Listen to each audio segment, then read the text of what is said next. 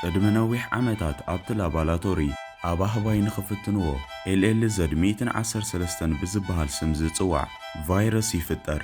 በዚ ድማ እቶም ኣህባይ ምስቶም ሰባት ኣብ ግጭት ዝኣተውሉ ኣብቲ ዓቢ ድልድል ድማ ኣብ መንጎኦም ብርቱዕ ውግእ ከም ዝካየድ ዝገበረ ከምኡ'ውን ተጻባኢ ባህሪ ከም ዘርእዩ ይገብሮም። በቲ ዝተፈጥረ ውግእ ምኽንያት ድማ እቶም ኣህባይ ኣምሊጦም ኣብቲ ጫካ ከም ዝጠፍኡ ይገብር። ሰላም ጋይስ፣ ሎማዓንቲ ድማ ብዙሓት ሰባት ካልኣይ ክፋል ስርሓልና ብዝበልኩምን መሰረት ካልኣይ ክፋል ሒዘልኩም መጽእ ኣለኹ። ቀዳማይ ክፋል ዘይረኣኩማ ሰባት መጀመርያ ኣብ ቻነል ኣቲኹም ቀዳማይ ክፋል ንኽትርእይዋ ይዕድመኩም። እቲ የሴሚያን ፍሎ ተባሂሉ ዝጽዋዕ ቫይረስ ድማ ብኣጋጣሚ ናብ ሰባት ተቓሊዑ ቀስ በቐስ ድማ ካብ ሰባት ናብ ሰባት እንዳተመሓላለፈ ልዑል ናይ ህዝቢ ቁጽሪ ምቕናስ ምኽንያት ዝኾነ ወረርሽን ይኸውን። ምናልባት ድማ ንደቂ ሰባት ከጥፍእ ቀሪብ እዩ። ድሕሪ ነዊሕ ዓመታት እቶም ኣህባይ ኣብ በረኻ ክነብሩ ይጅምሩ። ድሕሪ ግዜ ድማ ናቶም ስልጣንን መምርሕን መስሪቶም ሕጂ ድማ ብሕብረት ኮይኖም መግቢ እንዳሃደኑ ኩሎም ነንሕድሕዶም እንዳተረዳድኡ ብሓደ ክነብሩ ይኽእሉ። ሴዛር ናይቲ ዓሌት መራሒ እዩ። ወዱ ብሉ ኣይስ ድማ ኣብ ዝሃድንሉ ግዜ ምስኡ እዩ ዝኸውን። ድሕሪ ብዙሕ ጻዕሪ ነቲ ዝሃድንዎ ሒዞም ብፈረስ እንዳጋለቡ ናብ ገዝኦም ኸዱ። ከምኡ ድማ ናይቶም ኣህባይ መንበሪ ኣብቲ ጫካ ዝነብሩሉ ቦታ መስሪቶም እዮም። ፊደላት ምንባብን ምጽሓፍን ዝመሃሩሉ ስርዓት እውን ኣለዎም። ሴዛር ናብቲ ገዛ ምስ በጽሐ ሰበይቱ ካልኣይ ውላድ ከም ዝወለደት ይርኢ እሞ ብዛዕባ እቲ ጉዳይ ድማ ንብሉ ኣይስ ይነግሮ። ሴዛር ምስቲ ነቶም ንኣሽቱ ህባይ ዝምህሮም ዝነበረ ሞሪስ ዝተባህለ ህበይ ብዛዕባ ናይ ስልጣነታት ዘዘክር ዝርርብ ይገብሩ። ካብኡ ድማ ሞሪስ ብዛዕባ ናይ ሰባት ጉዳይ የልዕል። ሴዛር ቀደም ምስ ሰባት ይነብር ስለ ዝነበረ ክሳብ ሕጂ ብኡ ተሓስብ ዲኻ ኢሉ ይሓቶ። ሴዛር ድማ ሓደ ግዜ ክዝክሮ ከሎ ብኡ ከም ዝሓስብ ይነግሮ። ሴዛር ምስኡ ኣተሓሕዝ ኣቢሉ ኣብ መንጎ ክልቲኦም ፍጥረታት ዘሎ ፍልልይ የረድኦ። ሰባት ነንሕድሕዶም ክጻረሩ ከለዉ እዞም ኣህባይ ግን ብሓደ ተዋሃሂዶም ይነብሩ ከም ዘለዉ ይነግሮ። ከምኡ ድማ ሴዛር ደቂ ሰባት ጠፊኦም ከይኮኑ ኢሉ ይሓስብ። ሞሪስ ድማ ንሴዛር መልሲ ድሕሪ ምሃቡ ካብ ዝሓለፈ 10 ዓመታት ጀሚሩ ሰባት ከም ዘይረኣዩ ይነግሮ። ሓደ መዓልቲ ድማ ክልተ ህባይ ካብ ሃደን ናብ ገዝኦም እንዳተመለሱ ከለዉ ምስ ሓደ ሰብ ይራኸቡ። እቲ ሰብ ግን ናይቶም ኣህባይ ኣረኣእያ ኣዝዩ ስለ ዘፍርሖ ሽጉጡ ውፅኡ ነቶም ኣህባይ ንኸፈራርሕ ነቲ ሓደ ተኪሱ ብጢት ይሃርሞ። በቲ ዝተሰምዐ ናይ ተኹሲ ድምፂ ድማ ብምልኦም እቶም ዓሌት ሓሪቖም ናብቲ ቦታ ይመፁ። እቲ ዝተኮሰ ሰብ ግን በይኑ ዘይኮነ ነይሩስ ተወሳኽቲ 6 ሰባት ምስኡ እዮም ነይሮም። ካብኡ ድማ እቲ ናይ ህባይ ዓሌት መፂኡ ምስ ከበቦም ነቶም ግሩፕ ዝመርሖም ማልኮን ዝተባህለ ብመጀመርትኡ ናብዚ ቦታ ክመፁ ከለዉ ወላ ሓንቲ ባእሲ ንኽፈጥሩ ሓሲቦም ከም ዘይመፁ ይዛረብ። ማልኮም ብናይ ሴዛር ኣረኣእያ እንዳተገረመ ከሎ ሴዛር ነቶም ሰባት ስቕ ኢሉ ኣፍጢጡ ድሕሪ ምርኣዩ ነቶም ሰባት ካብቲ ቦታ ለቒቖም ንኽኸዱ ብዓውታ ይዛረቦም። እቶም ናይ ህባይ ዓሌት ድማ እንዳፈራርሑ ነቶም ሰባት ይሰግዎም። ሓደ ካብቶም ሰባት ከዓ ቦርሱኡ ደርቢ ይሃድም።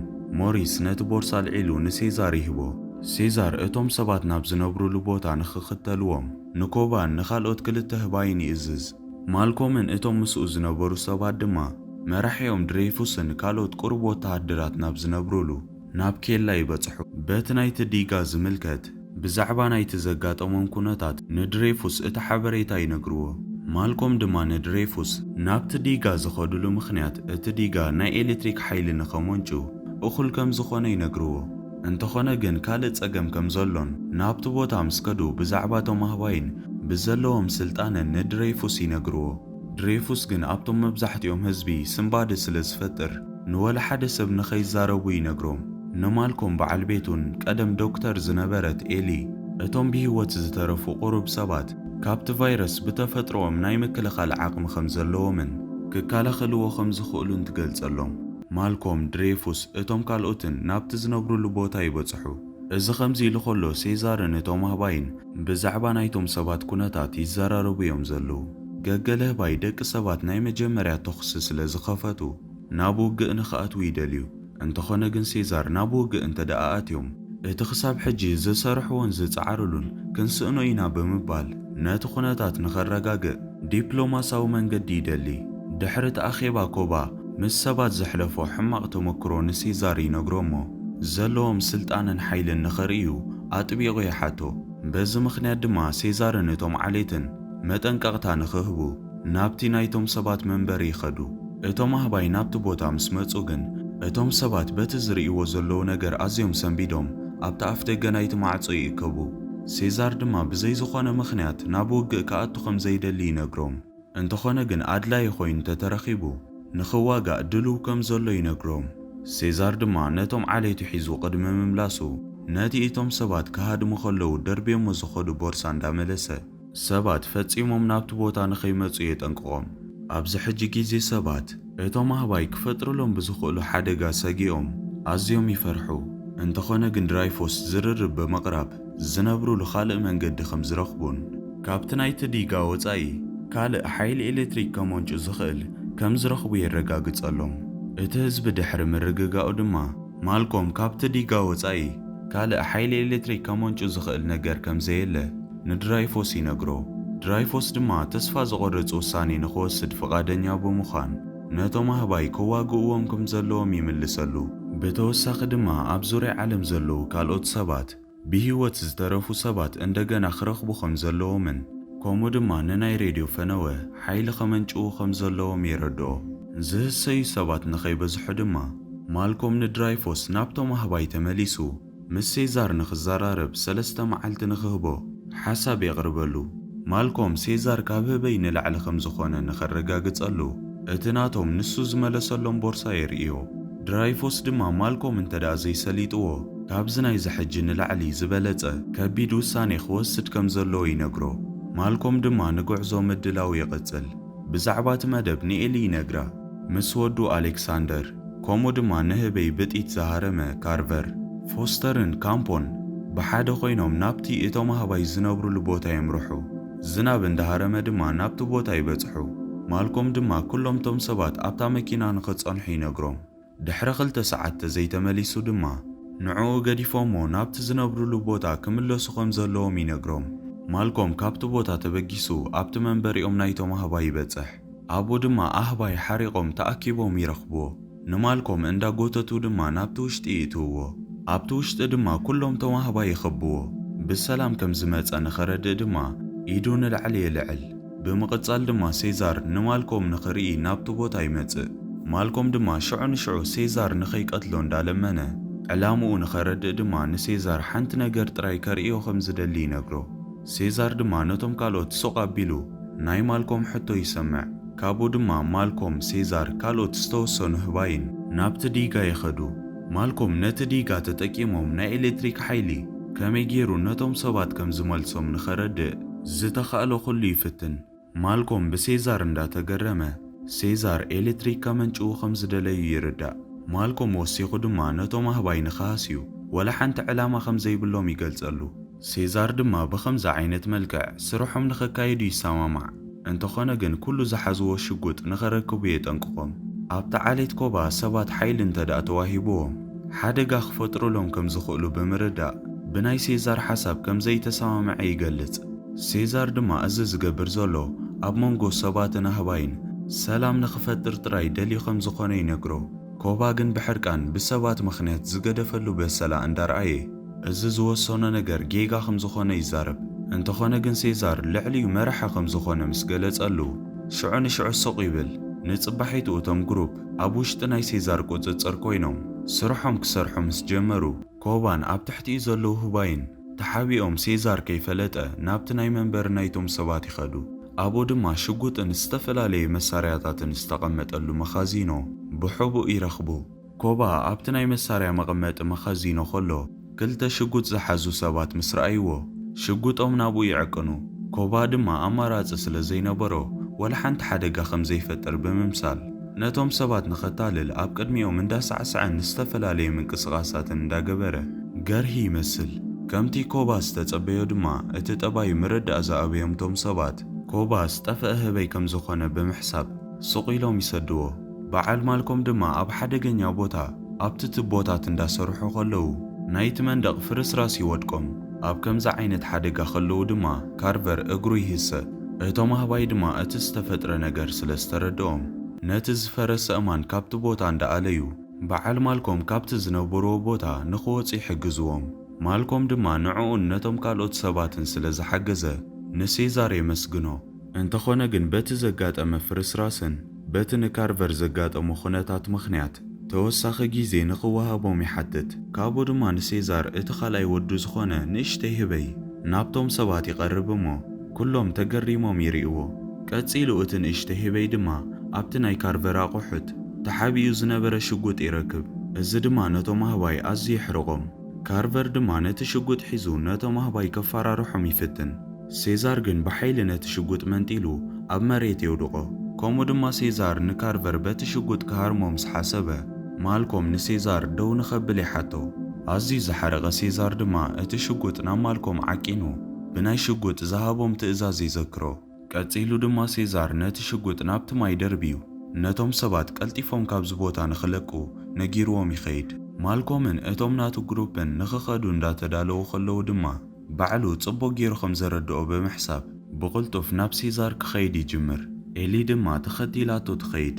እቶም ኣህባይ ድማ ንማልኮምን ንኤሊን ናብ ናይ ሴዛር ገዛ ይወስድዎም። ኣብኡ ድማ ንሴዛር ሰበይቱ ከም ዝሓመመት ይፈልጡ። ኤሊ ድማ ስለ ዘደንገጸታ እቲ ምስኣ ዝነበረ መድሃኒት ንሴዛር ትህቦ። ሴዛር ድማ በዚ ተሰማሚዑ ነቲ ዝገበሩሉ ሓገዝ ከም ምስጋና ተወሳኺ ሓንቲ መዓልቲ ንኽጸንሑ ይፈቕደሎም። ከምኡ ድማ እቶም ኣህባይ ነቲ ስራሕ ንኸቀላጥፍዎ ንኽሕግዝዎም ይፈቕደሎም። ንካርቨር ድማ ሽዑ ንሽዑ ሰጊጎም ኣብታ መኪና ንኽጸኒሕ የገድድዎ።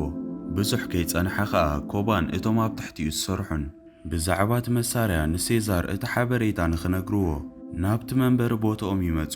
ቀፂሉ ድማ ኮባ ናብቲ ዲጋ ዘለዎ ቦታ ይኸይድ እሞ ሽዑ ንሽዑ ንኣሌክስ ከጥቅዖ ይጅምር። ማልኮም ድማ ኮባ እቲ ዝገብሮ ዘሎ ነገር ንኸቋርጽ ይሓቶ። ንኹሎም ብዘገርም ኩነታት ድማ ሞሪስ ካብ ኮባ ይሕልዎም። ሽዑ ንሽዑ ድማ ሴዛር ናብቲ ቦታ ይመጽእ። ኮባ ንናይ ሴዛር ኣመራርሓን ውሳኔታትን ብምቁዋም ነቶም ካልኦት ኣህባይ ሴዛር ንናቱ ዓሌት ሓላፍነት ክወስድ ከም ዘይክእል ይዛረቦም። ሴዛር ድማ በዚ ዘረብኦ ሓሪቑ ምስ ኮባ ክበኣስ ይጅምር። ኮባ ግብረ መልሲ ክህብ ስለ ዘይከኣለ ብሴዛር ይህረም። ሴዛር ድማ ንኮባ ሓኒቑ ይሕዞ። እንተኾነ ግን ደው ኣቢሉ ኣህባይ ነንሕድሕዶም ከም ዘይቃተሉ መምርሒኦም ከም ዝኾነ ይዘክሮ። ካብኡ ድማ ኮባ ተሲኡ ንሴዛር የቕሬታ ይሓቶ። ኣብታ ምሸት ድማ ኮባ ሴዛር ድሕሪ ሕጂ ንኮባ ስለ ዘይኣምኖ ኣብ ክንድኡ ንሴዛር ክሕልዎ ከም ዘለዎ ንበይኑ ፈልዩ ንብሎ ኣይስ ይነግሮ። ኮባ ወሲኹ ድማ ሴዛር ኣብ ሰባት ዘለዎ እምነት ከም ዘፍርሖን ብሂወቱ ከይተረፈ ከም ዘስግኦ ይነግሮ። ንጽባሒቱ ሞሪስ ንኣሌክስ ንኽረኽቦ ይኸይድ። ኣሌክስ ድማ ንሞሪስ ንሓንቲ ዘንበባ መጽሓፍ ካብ ኮባ ስለ ዝሓለዎ ከም ምስጋና ንሞሪስ ይህቦ። ክልቲኦም ብሓደ ኮይኖም ድማ ነታ መጽሓፍ እንዳንበቡ ብሓደ ግዜ የሕልፉ። ኣብታ መዓልቲ ኮባ ኣንጊሁ ናብቲ መሳርያታት ዝቕመጠሉ ዓብ መኻዚኖ ተመሊሱ ይኸይድ። እቶም ካልእ መዓልቲ ኣብቲ ቦታ ረኺብዎም ዝነበሩ ወዳት እንዳሰተዩ ይረኽቦም። ኮባ ግን ደጊሙ የታልሎም። ኣብዚ ግዜ ድማ ኮባ ነቲ ሽጉጥ መንጢሉ ነቶም ሰባት ኣብኡ ቀቲሉ ነታ ሽጉጥ ሒዝዋ ይኸይድ። ማልኮምን እቶም ናቱ ግሩፕን ኣብቲ ዲጋ ዘለዎ ቦታ ኣብ መወዳእታ ነቲ ጀነሬተር ኣዕርዮም ወዲኦም የጻፍፍዎ። ኣብታ ምሸት ድማ እቶም ግሩፕን ሴዛርን ኣብቲ ጫካ ናይ ነዳዲ ቦታን ምስ ዝተኣከበ ነዳድን ይረኽቡ። ከምኡ ድማ እቶም ግሩፕ እንዳተሓጎሱ ማልኮም ስርሖም ከም ዝወድኡን ኣብ መወዳእትኡ ናብ ገዝኦም ከም ዝምለሱ ንሴዛር ይነግሮ። ሴዛር ድማ ንማልኮም ከም ዝኣምኖ ይነግሮ እሞ ክልቲኦም ሰላም ይበሃሃሉ። ሴዛር ኣብቲ ናይ ደቂ ሰባት መንበሪ ቦታ መብራህቲ ከም ዝመጸ ንኸረጋግጹ ናብቲ ናቶም መንበሪ ይወስዶ። ካብኡ ድማ ኩሉ ነገር ኣብ ጽቡቕ ኩነታት ከሎ ሴዛር ነቲ ሽጉጥ ሒዙ ተሓቢኡ ናብቲ መንበሪኦም ቦታ ዝኣቱ ዘሎ ንኮባ ይሪኦ። ኮባ ድማ ከይተረኣየ ንሴዛር ተኪሱሉ ይሕባእ። ካልኦት ምስኡ ዝኾኑ ህባይ ድማ ነቲ መንበሪኦም ቦታ ይቃጽልዎ። በዚ ምኽንያት ድማ ኣብ መንጎቶም ህባይ ረብሻ ይፍጠር። ሞሪስ ንማልኮምን ነቶም ናቱ ግሩፕን ሃዲሞም ንኸምልጡ ነጊርዎም እንታይ ይፍጠር ከም ዘሎ ቀልጢፉ ይርዳእ። ኮባ ድማ ንሴዛር ክቐትሎ ድሕሪ ምፍታኑ እቲ ተኽሲ ደቂ ሰባት ከም ዝጀመርዎም ሲሉ ክዛረብ ይጅምር። ካብኡ ድማ ኮባ ከም ሓድሽ መራሒኦም ኮይኑ ነቶም ኣህባይ ኣኪቡ ምስቶም ሰባት ውግእ ንኽጅምሩ ከለዓዕሎም ይጅምር። ብኻልእ ወገን ኣብቲ ናይ ደቂ ሰባት መንበሪ ቦታ መብራህቲ ስለ ዝመጻትሎም ኣዝዮም እዮም ዘሕጐሱ ዘለዉ። ድሬፉስን እቶም ምስኡ ዝኾኑ ሰባትን ዋላ እኳ ተኾኑ ኣብ መወዳእታ ናይ ኤሌክትሪክ ሓይሊ ስለ ዝረኸቡ ኣብ ካልኦት ከተማታት ምስ ዘለዉ ሰባት ክዘራረቡ ይጅምሩ። እዚ ከምዚ ኢሉ ኸሎ ግን እቶም ኣህባይ ነቲ ናይ መሳርያታት መቐመጢ መኸዚኖ እንዳወረሩ ካብቲ ቦታ ብዙሕ መሳርያታት ይሰርቁ። ድሬፉስ ድማ ሽዑን ሽዑ እንታይ ከም ዝተፈጥረ ሓበሬታ ስለ ዝበፅሖ ካብቲ ዝነበሮ ቦታ ወፂኡ ነቶም ናቱ ወታደራት ዓጢቑ ንኽዋጋእ ይዳሎ። ድሬፉስን እቶም ናቱ ሰባትን ድማ ነቲ ደበና ሓሊፎም እቶም ናይ ህባይ ዓሌት ክሳብ ዝመፅዎም ብተጠንቀቕ ይፀባበዩ። እቶም ናይ ህባይ ዓሌት ድማ እንዳተኮሱ ናብ ቅድሚት ይመፁ። ድሬፉስን እቶም ምስኡ ዝነበሩ ሰባትን ድማ ካብቲ ሃንደበታዊ ተኽሲ ተሓቢኦም ሽዑ ንሽዑ ድማ ካብቲ ተሓቢኦምዎ ዝነበሩ ተሲኦም ናብቶም ኣህባይ ክትኩሱ ይጅምሩ። ኣብ መንጎ ክልቲኦም ድማ ብርቱዕ ውግእ ይኽፈት። ብሉ ኣይስ ኣሕዋት ኹመቱን ብሂወት ንኽነብሩ ክቃለሱ ከለዉ ይርኢ። ካብኡ ድማ ኮባ ናብ ሓደ ፈረስ ዘሊሉ ይድይብ እሞ ክልተ ሽጉጥ ሒዙ ከቢድ መጥቃዕቲ ይጅምር። ድሬፉስ ዋላ እኳ ተኾነ ሽዑ ንሽዑ ኣርበጂ ብምትኳስ ነቲ ድፊኢት የዝሕሎ። እንተኾነ ግን እቶም ኣህባይ ናይ መጀመርያ ናይ ምክልኻል መስመር ሓሊፎም ናብ ቅድሚት እንዳደፍኡ ምስቲ ዝነበረ ብዝሖም ቀስ ብቐስ ኣዝዮም ነቶም ሰባት የጨንቕዎም። ሓንቲ ታንክ ድማ ኣብ መንጎ እቶም ኣህባይ ኣትያ እንዳተኮሰት ብዙሓት ኣህባይ ክትሃርም ትጅምር። ኮባ ድማ ነዚ ዝተውዒሉ ምስቶም ኣብታ ታንክ ዝነበሩ ሰባት ተባኢሱ ነታ ታንክ ደው የብላ። እቶም ኣህባይ ድማ እንዳተዋግኡ መሊሶም ናብ ቅድሚት ይኸዱ። ድሬፉስ ድማ ነቶም ህዝቢ ካብቲ ዝነበረ ወረራ ክሕልዎም ስለ ዘይከኣለ ብፍርሒ ይርኢ። እቶም ኣብቲ ጫካ ዝነበሩ ሰባት ድማ ንሴዛር ኣዝዩ ተሃስዩ ኣብቲ ጫካ ረኺቦሞ ተሓጋጊዞም ናብታ መኪና ይእትውዎ። ሴዛር ድማ እንታይ ከም ዝተፈጥረ ነቶም ምርዳእቢዎም ዘሎ ሰባት ህበይ ተኪሱ ከም ዝሃረሞ ይነግሮም። እቶም ናይ ህባይ ዓሌት ንኹሉ ተቋጻጺሮሞ እቶም ሰባት ካብኦም ካሃድሙ። እቶም ኣህባይ ድማ ንዕኦም እንዳሳደዱ መሓዝ ይቕጽሉ። ሓደ ሰብ ድማ ብድፍረት ነቶም ኣህባይ ደው ከብሎም ይፍትን። እንተኾነ ግን ኮባ ሃሪሙ ርእሱ የስሕቶሞ ንሓደ ካብቶም ኣህባይ ነቲ ሰብ ንኽቐትሎ ይእዝዞ። እንተኾነ ግን ሴዛር ከምዚ ምግባር ስለ ዘይፈቱ ዝነበረ ክሰምዖ ይከኣለን። ኮባ ድማ ብኡ ሓሪቑ ነቲ ህበይ ጎቲቱ ወሲዱ ካብቲ ላዕሊ ፓላሶ ጽዲፉ ይቐትሎ። ኮባ ድማ ቐጺሉ ንብሉ ኣይስን ነቶም ካልኦት ዝተረፉ ህባይን ፍርሒ ይፈጥረሎም። ከምኡ ድማ ኮባ ሕጂ ሓድሽ መራሒኦም ከም ዝኾነ ይነግሮም።